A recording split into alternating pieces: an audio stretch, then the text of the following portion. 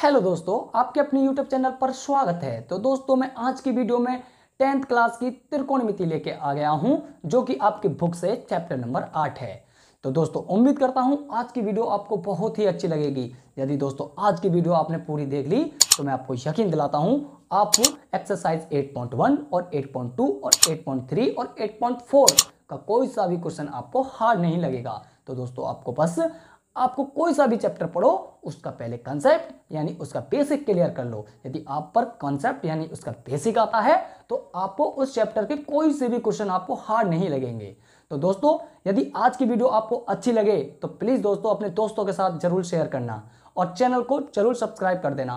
तो दोस्तों चलिए चलते हैं आज की वीडियो में त्रिकोणमिति का इंट्रोडक्शन पर। तो दोस्तों, आज की वीडियो में हम इंट्रोडक्शन कर लेंगे, तो नेक्स्ट वीडियो में हम 8.1 स्टार्ट करेंगे। तो चलिए दोस्तों, सबसे पहले सीखते हैं त्रिकोणमिति क्या होती है। तो दोस्तों, सबसे पहले ट्रिकोमेट्री क्या होती है इसको जानेंगे। तो दोस्तों, ट्रिकोमेट्री को हम 3 भागों में तोड़ सकते हैं कि ट्राई प्लस गौण और प्लस मैट्रिक। अब यानी ट्राई मतलब 3 और गौण मतलब भुजा और मैट्रिक यानी मीजर यानी बोले तो माप।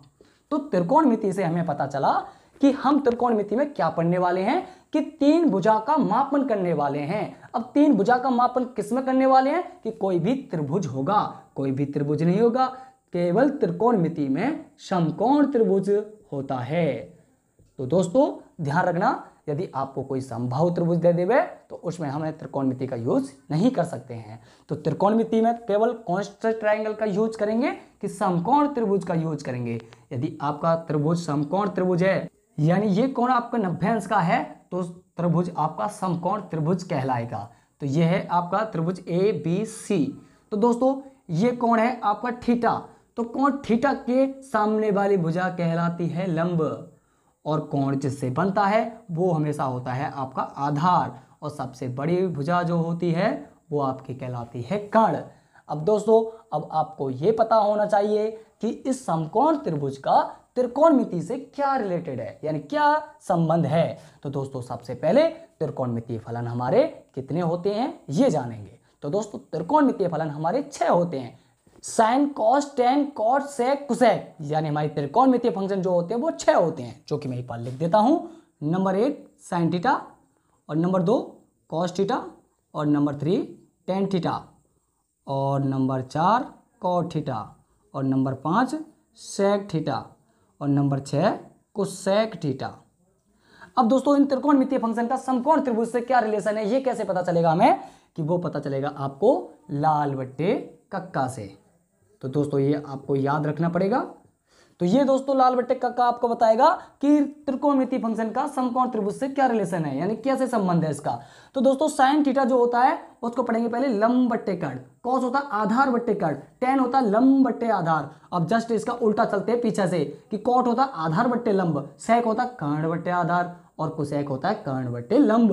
तो दोस्तों आपको ये पता चलना चाहिए कि समकोण त्रिभुज में आधार कौन सा है और कर्ण कौन सा है और लंब कौन सा है। तो दोस्तों आपको पता है कि कोण के सामने वाली भुजा लंब कहलाती है और कोण जिससे बनता है वो आधार होता है हमेशा और सबसे बड़ी भुजा जो होती है वो कर्ण कहलाती है। तो मैं साइन थीटा को क्या कहूंगा कि साइन थीटा है आपका लंब बट्टे कर्ण, कॉस थीटा क्या है आपका आधार बट्टे कर्ण और टेन थीटा क्या है आपका लंब बट्टे आधार और कॉट थीटा क्या है कि कॉट थीटा उल्टा हो जाएगा आधार बट्टे लंब और सेक थीटा क्या है कर्ण बट्टे आधार और कोसेक थीटा क्या है कि कर्ण बट्टे लंब। अब दोस्तों आपको यहां से एक रिलेशन पता चला होगा कि यदि हमने साइन थीटा लिया लंब बट्टे कर्ण तो देखो कोसेक थीटा क्या था कि कर्ण बट्टे लंब। तो यानी साइन थीटा जो है वो कोसेक का उल्टा हो रहा है क्योंकि साइन था लंब बट्टे कर्ण और कोसेक है कर्ण बट्टे लंब। तो आपको यहां से पता चल गया नंबर 1 कि साइन थीटा जो होता है वो कोसेक थीटा का उल्टा होता है। ठीक है, अब साइन थीटा कोसेक थीटा का उल्टा है तो भाई साहब कोसेक थीटा भी साइन थीटा का उल्टा कहलाएगा, सीधी सीधी बात है। और नंबर 2 यहां से आपको फिर पता चला कि कॉस थीटा आधार बट्टे कर्ण होता है तो भाई साहब सेक देखो कि कर्ण यानी सेक थीटा जो होता है वो कर्ण बट्टे आधार होता है यानी कॉस आधार बट्टे कर्ण और सेक होता है कर्ण बट्टे आधार। तो हमें ये पता चल गया कि कॉस थीटा का क्या उल्टा होता है कि कॉस थीटा का उल्टा होता है 1/सेक थीटा। और नंबर 3 और टेन थीटा देखो, टेन थीटा आपका लंब बट्टे आधार, तो कॉट थीटा क्या है कि आधार बट्टे लंब, तो यानी टेन थीटा भी कॉट थीटा का उल्टा होगा। यहां देख लो दोस्तों कि टेन है हमारा लंब बट्टे आधार, तो कॉट है हमारा आधार बट्टे लंब। तो ये पता चल गया हमें कि टेन थीटा जो है कॉट थीटा का उल्टा होता है। अब दोस्तों टेन थीटा कॉट थीटा का उल्टा है, तो कॉट थीटा भी टेन थीटा का उल्टा कहलाएगा, सीधी सीधी बात है। तो दोस्तों अब हमें यह पता होना चाहिए कि इसमें यहाँ पर ये थीटा थीटा जो कह रहे हैं, ये थीटा क्या है।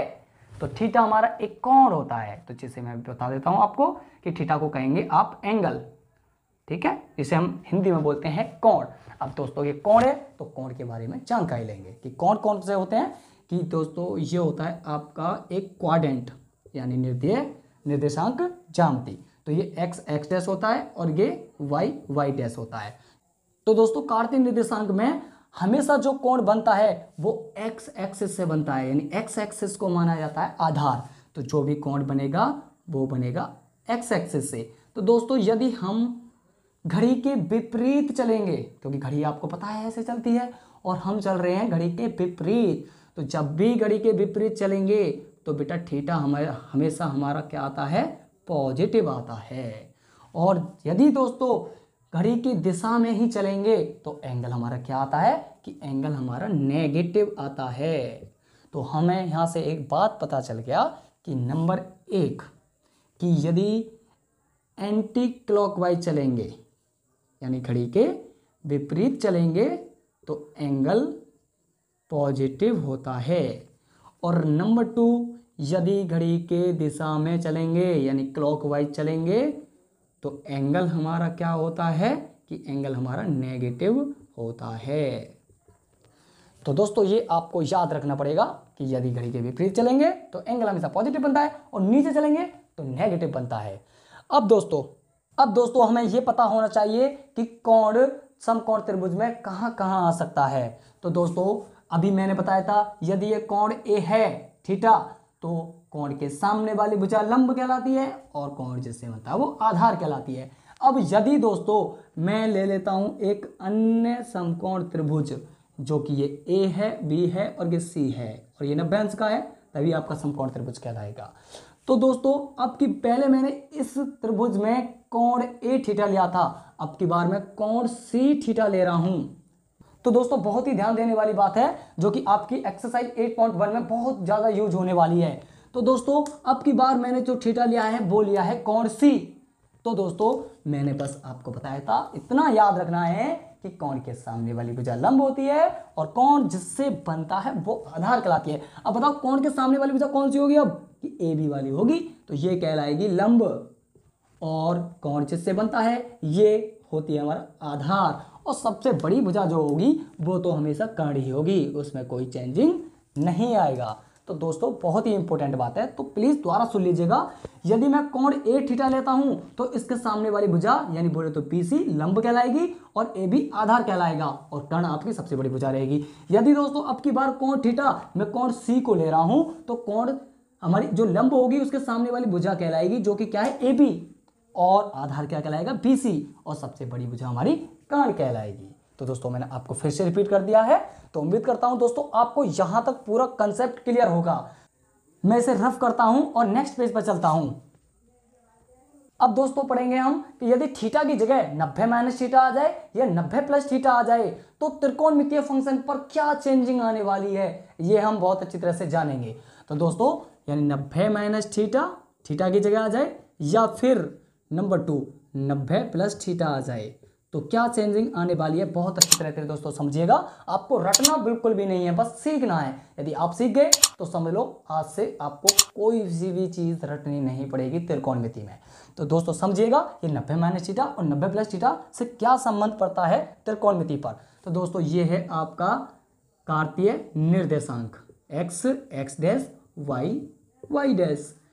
तो दोस्तों ये आपको पता है यदि मैं x एक्सिस पर ही हूं तो इसका मतलब कोण आप बिल्कुल भी नहीं चले हो तो कोण कितना होगा यहाँ पर कि 0 अंश होगा, और जैसे ही हमने चलना स्टार्ट कर दिया और चलते चलते आप आ गए यहाँ पर तो एकदम ये x एक्सिस पर सीधी लाइन है और सीधी लाइन 90 अंश का कोण बनाती है, तो ये कितना हो गया 90 अंश। और देखो दोस्तों फिर हम यहाँ से चलना स्टार्ट किए तो फिर कितने पे आ गए 180 अंश पर आएंगे, क्योंकि प्रत्येक क्वाड्रेंट 90 अंश का होता है। तो फिर 180 पे स्टार्ट किया तो फिर कहाँ आ गए कि 270 में आ गए, क्योंकि 180 में 90 अंश ऐड करेंगे तो 270 होता है। फिर चलना स्टार्ट किया तो फिर एक्स एक्सिस पर ही लौट के आ गए, तो फिर इसका मतलब कहाँ पर आ गए कि इसमें 270 में 90 अंश करेंगे ऐड, तो ये होता है 360 अंश। तो यहाँ से हमें दोस्तों एक बात पता चली कि एक चक्कर में 360 अंश होते हैं। तो दोस्तों अब हमें सीखना है कि यदि 90 से छोटे एंगल आ जाए या 90 से बड़े एंगल आ जाए तो त्रिकोणमिति पर क्या फर्क पड़ने वाला है। तो दोस्तों पढ़ते तो हम 180 वाला भी है और 270 वाला भी, 360 वाला भी, लेकिन वो हमारा हाई लेवल हो जाता है, वो हम पढ़ेंगे फर्स्ट क्लास में। तो आपकी 10th क्लास में केवल 90 माइनस थीटा और 90 प्लस थीटा के बारे में ही सिखाया गया है। तो आपको दोस्तों वही आज आपको सिखाऊंगा, तो दोस्तों समझिएगा ढंग से। तो दोस्तों देखो, यदि नंबर 1 साइन 90 प्लस के थीटा, सॉरी पहले लेते हैं माइनस वाला कि 90 minus theta, number 2 cos 90 minus theta, और नंबर 3 टेन 90 माइनस थीटा, और नंबर 4 कॉट 90 माइनस थीटा, और नंबर 5 सेक 90 माइनस थीटा, और नंबर 6 कुशेक 90 माइनस थीटा। तो दोस्तों अब थीटा की जगह 90 माइनस थीटा आ रहा है, बोलो तो 90 से छोटे एंगल आ रहे हैं, तो क्या फर्क पड़ेगा त्रिकोणमिति पर। तो देखो दोस्तों, इसको मैं एक बार रफ कर देता हूं। तो यानी ये 90 माइनस थीटा यानी कि किस क्वाड्रेंट की बात हो रही है, यानी कौन से वाले क्वाड्रेंट में आ रहा है। ये होता है आपका फर्स्ट क्वाड्रेंट, ये होता है सेकंड क्वाड्रेंट, और ये होता है आपका थर्ड क्वाड्रेंट, और ये होता है आपका फोर्थ क्वाड्रेंट। तो दोस्तों हम देखेंगे कि ये 90 माइनस थीटा वाली की जो बात हो रही है वो कौन से क्वाड्रेंट वाले की बात हो रही है।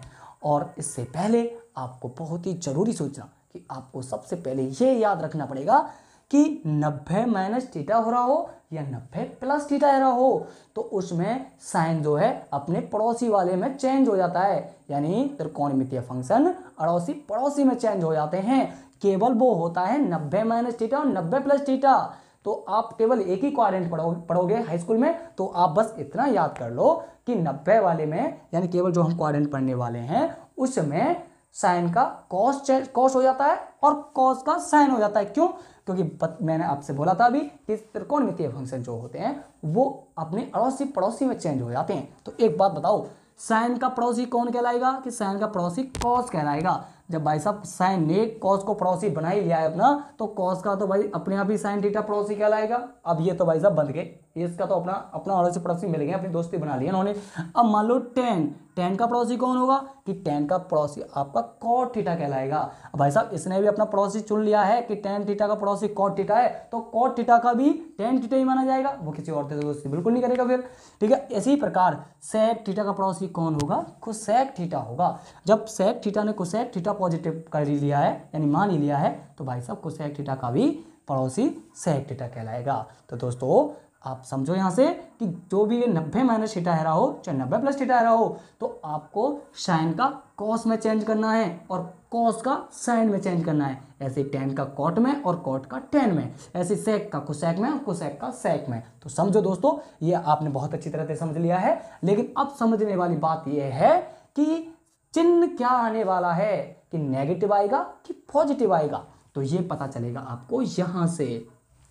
तो 90 माइनस थीटा, देखो दोस्तों कौन से क्वाड्रेंट की बातें हो रही हैं। तो यानी देखो, चलो पहले यहाँ से 0 अंश से चलना स्टार्ट किया, जब 0 अंश से स्टार्ट किया 90 अंश पर पहुंच गए, लेकिन 90 में से थीटा कम हो रहा है, थीटा कम हो रहा था यानी घटाना पड़ेगा, और घटाएंगे तो किस क्वाड्रेंट में आगे लौटकर फर्स्ट क्वाड्रेंट में आएंगे। तो जो बात हो रही है 90 माइनस थीटा वाली, वो फर्स्ट क्वाड्रेंट की बात चल रही है। किसकी? फर्स्ट क्वाड्रेंट की। और ये फर्स्ट क्वाड्रेंट की बात चल रही है, तो इसमें आपको एक बात और याद रखनी पड़ेगी, जो कि मैं आपको बताना भूल गया हूँ, जो कि अब आप बहुत अच्छी तरह से याद कर सकते हो कि बेटा सबसे पहले फर्स्ट क्वाड्रेंट में साइन और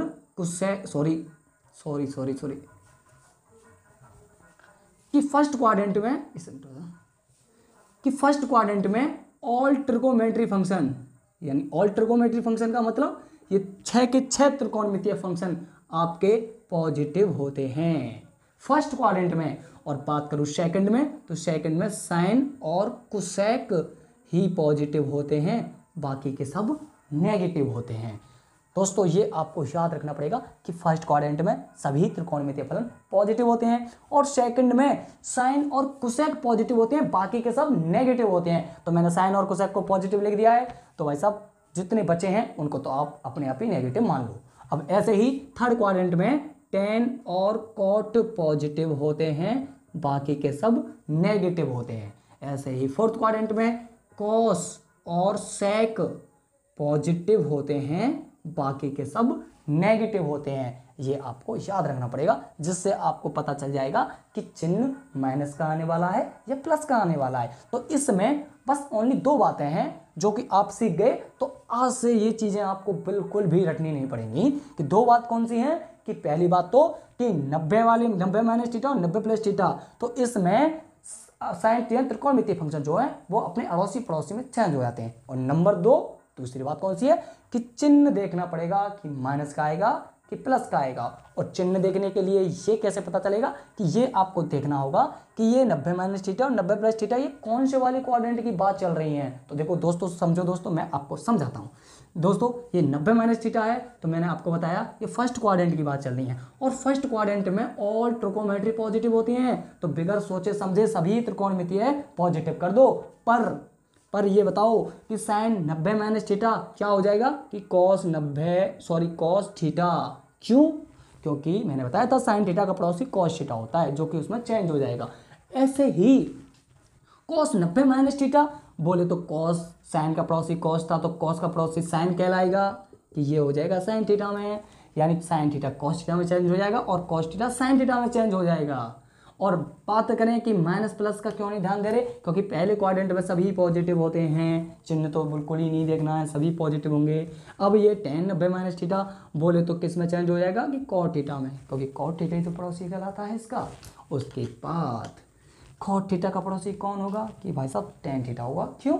क्योंकि टेन थीटा का भाई साहब यानी पड़ोसी कॉट थीटा है, तो कॉट थीटा को भी अपना पड़ोसी मानना ही पड़ेगा कि टेन थीटा मेरा पड़ोसी है, तो यानी ये टेन थीटा में चेंज हो जाएगा। ऐसे ही अब बता दो चलो, सेक 90 माइनस थीटा यानी सेक का कौन सा पड़ोसी कहलाएगा कि कोसेक कहलाएगा, कि ये कोसेक में चेंज हो जाएगा। और कोसेक का पड़ोसी कौन होगा कि सेक होगा कि सेक थीटा। तो दोस्तों उम्मीद करता हूं ये क्वाड्रेंट आपने बहुत ही अच्छी तरह से समझ लिए होंगे।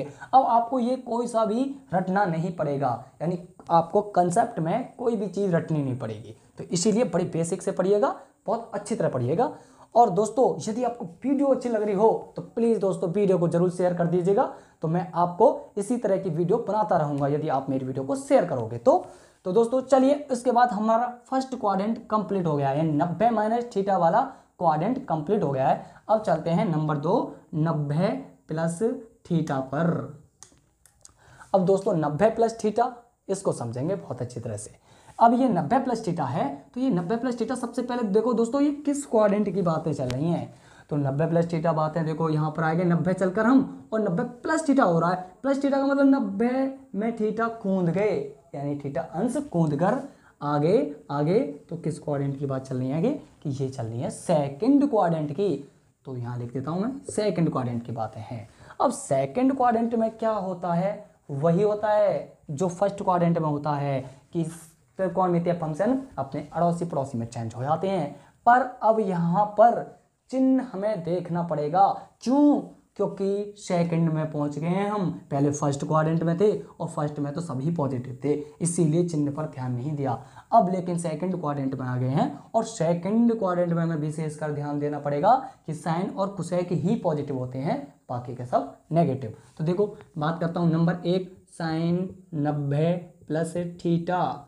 तो बताना साइन 90 प्लस थीटा क्या होगा कि साइन जो है कॉस में चेंज हो जाएगा कि कॉस थीटा, लेकिन चिन्ह देखेंगे साइन दूसरे क्वाड्रेंट में कैसा होता है कि सर पॉजिटिव होता है। बढ़िया, चिन्ह पॉजिटिव लगाओ मत लगाओ, पॉजिटिव ही माना जाता है।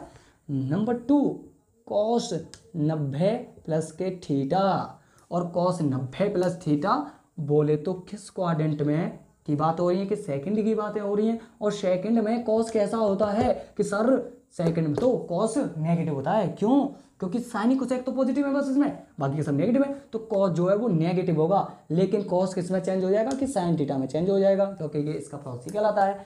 ऐसे ही नंबर 3, tan 90 प्लस के थीटा, तो बोले तो टेन थीटा का क्या हो जाएगा कि सर कॉट थीटा क्या हो जाएगा। और चिन्ह चिन्ह बताओ, सेकंड क्वाड्रेंट में तो भाई साहब टेन जो है नेगेटिव होता है, ठीक है। उसी प्रकार नंबर 4 कॉट 90 प्लस के थीटा, और 90 प्लस के थीटा तो यानी कॉट का पड़ोसी कौन होगा कि टेन होगा, क्योंकि टेन का कॉट है तो भाई साहब कॉट का भी टेन ही होगा। तो यानी ये हो गया आपका टेन थीटा। लेकिन चिन्ह आपको देखना पड़ेगा कि सेकंड क्वाड्रेंट में कॉट जो है कैसा होता है कि सर नेगेटिव होता है। और नंबर 5 सेक 90 प्लस के थीटा, और सेक किस में चेंज हो जाएगा कि कुसेक में चेंज हो जाएगा। लेकिन चिन्ह आपको देखना पड़ेगा कि भाई साहब साइन कोसेक पॉजिटिव है, यानी सेक तो नेगेटिव होता है, बिल्कुल नेगेटिव होता है।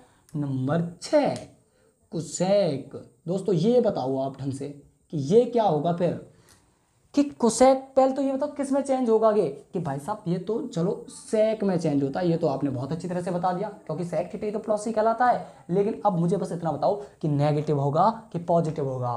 तो बढ़िया कि नेगेटिव होगा, क्यों आगे बात समझ में, तो बिल्कुल नेगेटिव नहीं होगा। क्यों, क्योंकि सेकंड क्वाड्रेंट में साइन और कुसेक पॉजिटिव होते हैं, ठीक है, बाकी के सब नेगेटिव। तो ये साइन और ये कुसेक ही पॉजिटिव होंगे, बाकी के देख लो सब नेगेटिव कहलाएंगे या नेगेटिव होंगे। तो दोस्तों उम्मीद करता हूं ये आपने बहुत ही अच्छी तरह से सीख लिया होगा। अब दोस्तों आपको बिल्कुल भी रटने की कोई जरूरत नहीं है, त्रिकोणमिति में बहुत कुछ सीख लिया है। तो दोस्तों आप इसके शॉर्ट लीजिएगा, मैं इसको रफ कर रहा हूं और नेक्स्ट पेज में चल रहा हूं। अब दोस्तों सीखेंगे हम कि समकोण त्रिभुज में यदि दो भुजाएं दे रखी हैं तो तीसरी भुजाएं कैसे निकालेंगे। तो दोस्तों ये एक आपको ले लेता हूं मैं, ये है आपका समकोण त्रिभुज यानी 90 अंश का जो होता है, और ये है आपका ABC। तो दोस्तों ये कोण आपका A दिया है थीटा, तो और यदि कोण C दिया है तो ये आप बहुत अच्छी तरह से समझिएगा, पहले मैंने आपको बहुत पहले ही समझा दिया है कि यदि कोण थीटा हो तो थीटा के सामने वाली भुजा आपको लंब कहलाएगी हमेशा, और नीचे वाली भुजा जिससे हमें कोण बनता है वो आधार कहलाएगी, और सबसे बड़ी भुजा होती है आपकी कर्ण। लेकिन ये कोण A दिया है तब आपके सामने वाली भुजा यानी BC लंब है और आधार A भी है और सबसे बड़ी भुजा कर्ण है। यदि मान लो कि मैंने अब की बार ABC अब की बार कोण C ले लिया है थीटा, तो अब की बार जो लंब कहलाएगा यानी सामने वाली भुजा AB लंब कहलाएगी और आधार BC कहलाएगी, और सबसे बड़ी जो भुजा है वो हमेशा कर्ण ही कहलाएगी। तो दोस्तों मैंने ये पहले भी आपको बता दी है और फिर से रिपीट कर दी है क्योंकि ये एक्सरसाइज में 8.1 में बहुत ज़्यादा यूज होने वाला पॉइंट है। तो अब दोस्तों समझना हमें यह है कि हमें कोई दो भुजाएं पता है तो तीसरी भुजा कैसे पता चलेगी। और हमेशा ध्यान रखना, मैंने आपको फिर से बता रहा हूं कि त्रिकोणमिति में केवल हम समकोण त्रिभुज ही यूज करते हैं।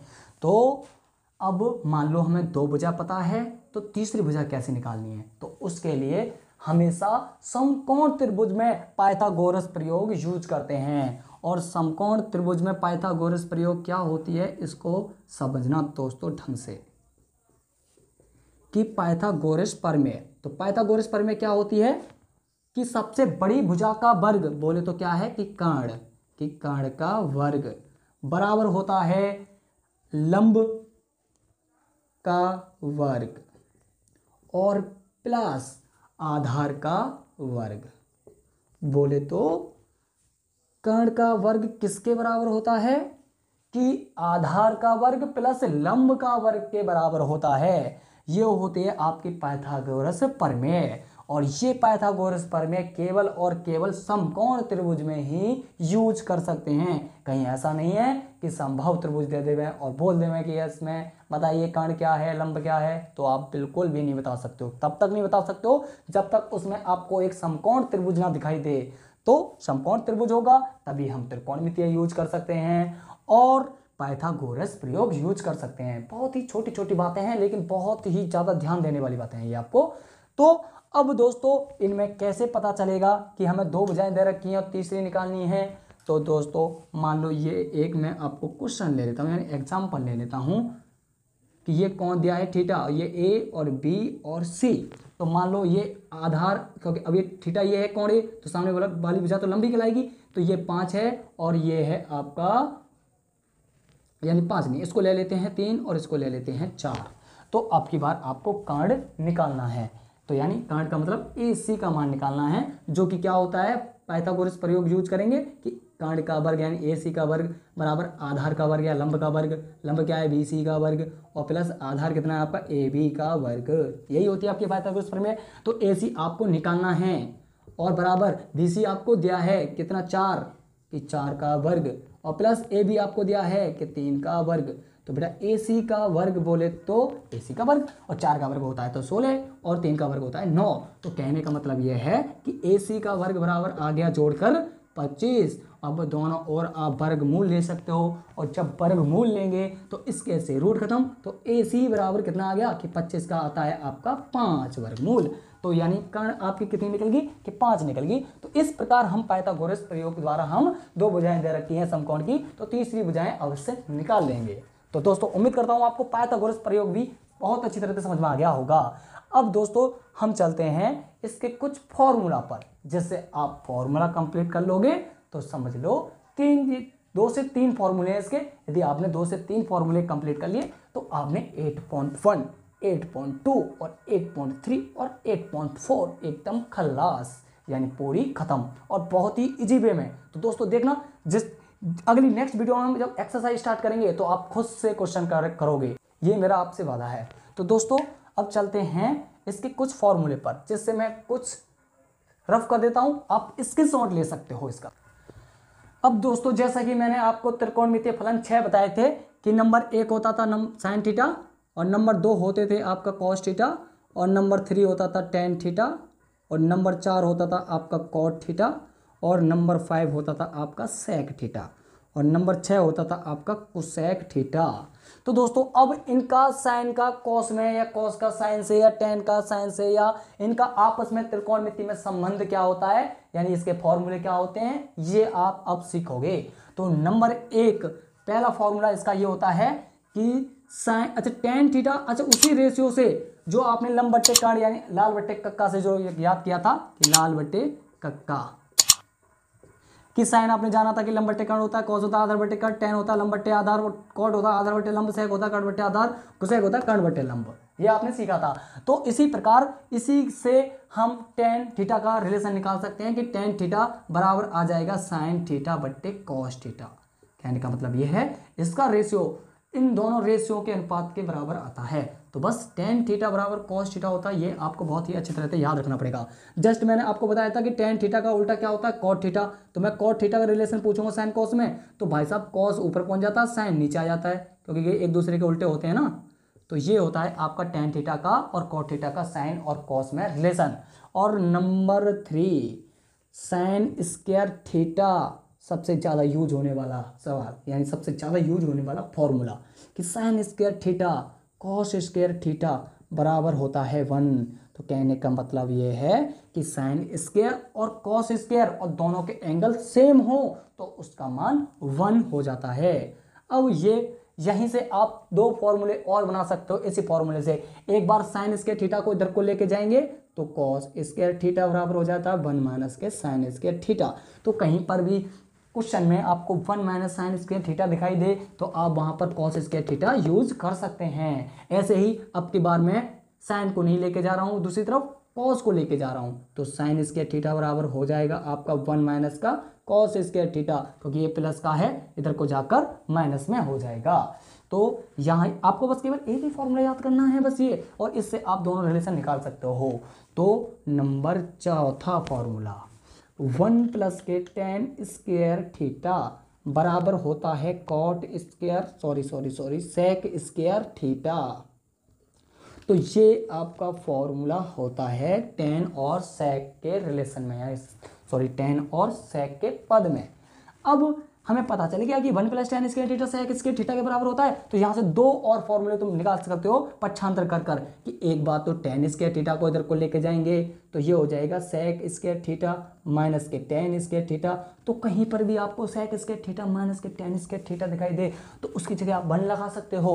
ऐसे ही अब की बार 1 लेके जा रहा हूँ इधर को, तो tan स्क्वायर थीटा बराबर हो जाएगा sec स्क्वायर थीटा माइनस के 1। तो कहीं पर भी आपको sec स्क्वायर थीटा माइनस 1 दिखाई दे तो इसकी जगह हम tan स्क्वायर थीटा लगा सकते हैं। ऐसे ही फॉर्मूले कितने हो गए आपके? 4 फॉर्मूले। नंबर 5 लास्ट और आखिरी आपका फॉर्मूला, और पूरी एक्सरसाइज यानी पूरी त्रिकोणमिति आपकी खलास। तो नंबर 5 1 + के कॉट स्क्वायर थीटा होता है आपका कोसेक स्क्वायर थीटा, यानी कॉट और कोसेक स्क्वायर के पद में आपका यह फॉर्मूला होता है। इससे आप दो फॉर्मूले और निकाल सकते हो, यानी इसका रिलेशन कि एक बार 1 को इधर को लेके जाएंगे, अब पहली बार कॉट को लेके जाओ तो कॉट को लेके जाएंगे तो ये हो जाएगा कोसेक स्क्वायर थीटा माइनस का हो जाएगा कॉट, क्योंकि प्लस का था ना इधर को। तो कहीं पर भी कोसेक स्क्वायर थीटा या माइनस के कॉट स्क्वायर थीटा दोनों दिखाई दे ऐसे, तो उसकी जगह हम 1 लगा सकते हैं। और इसी प्रकार जैसे कॉट को ले गए थे राइट साइड में, वैसे ही 1 को भी लेके जा सकते हो। तो अब की बार 1 को लेके जाएंगे तो ये हो जाएगा कोसेक स्क्वायर थीटा माइनस के 1। तो कहीं पर भी आपको कोसेक स्क्वायर माइनस थीटा 1 दिखाई दे तो उसकी जगह हम कॉट स्क्वायर थीटा लगा सकते हैं। हालांकि बस फॉर्मूला हमें कौन सा कि पहला, दूसरा, तीसरा, चौथा, पांचवा, बस 5 ही फॉर्मूले आपको याद करने हैं, और उनसे यानी तीसरा, चौथे, पांचवें से ही आप इनमें रिलेशन निकाल सकते हो एक दूसरे से। ठीक है, तो दोस्तों उम्मीद करता हूं आपको इनके फॉर्मूले भी बहुत अच्छी तरह से समझ में आ गए होंगे। और अब दोस्तों रही बात आपकी यानी कोणों की सारणी। अब कोणों की सारणी कैसे याद होगी? कि दोस्तों कोणों की सारणी बहुत ही आसान होती है याद करना, समझना। और दोस्तों और मैंने इसकी सारणी जो है प्ले लिस्ट में मैंने आपको वीडियो डाल रखी है बहुत ही अच्छी ट्रिक से, जो कि आपको वहां से बहुत ही अच्छी तरह से समझ में आ जाएंगे। आपको वहां से बिल्कुल भी याद नहीं करना पड़ेगा कोई सा भी सारणी का मान। तो वहां से प्लीज दोस्तों प्ले लिस्ट में जाकर वीडियो को जरूर देखो, ताकि उन कोणों का मान यानी sin 90, cos 90 या sin 0 या sin 45 या कौन सा 8, ठीक है ना, इनके मान आपको इजीली समझ में आ जाएंगे, यानी बनाने आ जाएंगे। तो मैंने इसकी वीडियो प्ले लिस्ट में पहले से ही डाल रखी है, तो दोस्तों वहां जाकर सभी दोस्तों देख सकते हैं। और उम्मीद करता हूं आपको एकदम त्रिकोणमिति का बेसिक क्लियर हो गया होगा। तो दोस्तों त्रिकोणमिति का परिचय का हो गया एकदम दी एंड। तो दोस्तों उम्मीद करता हूं आपको वीडियो बहुत ही अच्छी लगी होगी। तो दोस्तों यदि आपको वीडियो अच्छी लगी है तो प्लीज दोस्तों वीडियो को शेयर कर दो और चैनल को सब्सक्राइब कर दो और बेल आइकन प्रेस कर दो। यदि दोस्तों आपका सपोर्ट एंड प्यार होगा मेरे साथ तो मैं आपको इसी तरह की वीडियो बना के लेकर आता रहूंगा। बस आपका सपोर्ट चाहिए एंड प्यार चाहिए दोस्तों, बस मुझे आप सपोर्ट करते रहिए और मैं आपको वीडियो लेके आता रहूंगा। तो थैंक यू दोस्तों, मिलता हूं आपको नेक्स्ट वीडियो में एक्सरसाइज 8.1 के साथ।